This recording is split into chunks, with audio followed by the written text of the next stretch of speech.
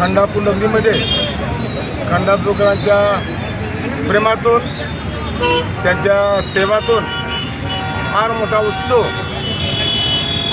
खंडापूरला संपन्न झाला। हा उत्सव संपूर्ण 2.5 महिने झालेले आहेत, पण अद्याप किशोर जाधव नावाच्या तोतया गोंधळ व्यक्तीनं त्याचा हिशोब दिला नाही। आम्ही पूर्ण आकडेवारी काढलेली आहे।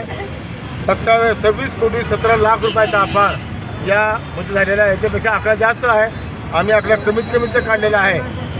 तर आम्ही इथे 10 दिवस वाट बघणार आहोत।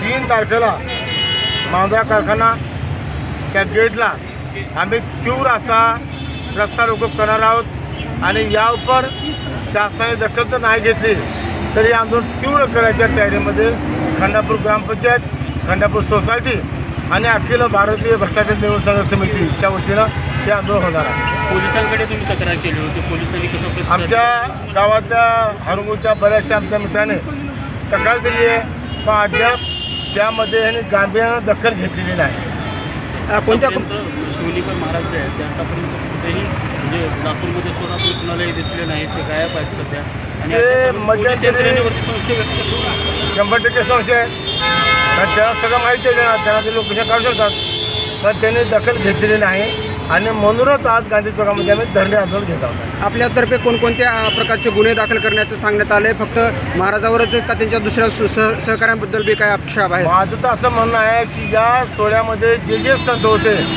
या सगळ्या संतांवर हा संत म्हणजे दोषी आयोजक जे आयोजक आहेत या सगळ्या लोकांवर कांत्रा बरोबर नाही, या सगळ्या लोकांवर हा दोष होणं गरजेचं आहे। एकटा किशोर दोषी नाही, त्याच्यामध्ये बरेचसे लोक आहेत, पण बरोबर होतो बरोबर। कोणत्या प्रकारचं आंदोलन तुमचं तीव्र करतायत आता? कशा प्रकारची याची रूपरेषा आहे? आज काय केलं तुम्ही?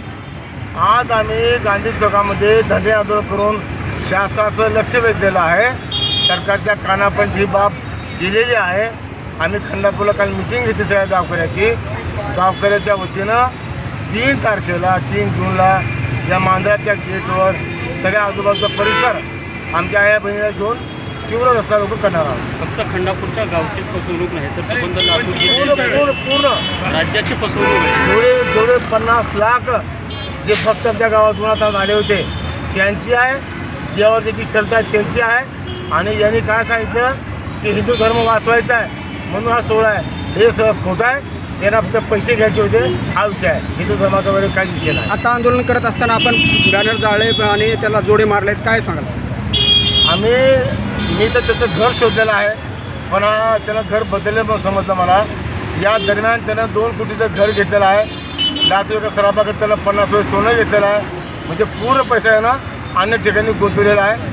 आणि हे आज फक्त ट्रेलर आहे, आता खरा पिक्चर आम्ही इथून दिसणार आहे।